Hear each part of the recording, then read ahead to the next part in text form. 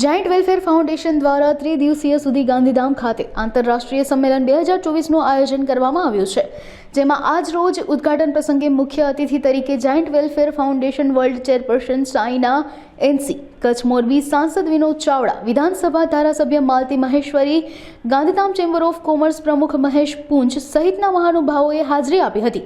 આ ઉપરાંત ગાંધીધામ ખાતેના સંમેલનમાં 1500થી 2000 પ્રતિનિધિઓ જોડાયા હતા। તેમજ આ સમગ્ર આયોજનને સફળ બનાવવા જાયન્ટ ગ્રુપ ઓફ ગાંધીધામના પ્રમુખ તેજા કાનગડ, મંત્રી રામકરણ તિવારી અને ખજાનચી હરેશ માહેશ્વરી સહિતના જાયન્ટના અન્ય ગ્રુપો જહેમત ઉઠાવી રહ્યા છે।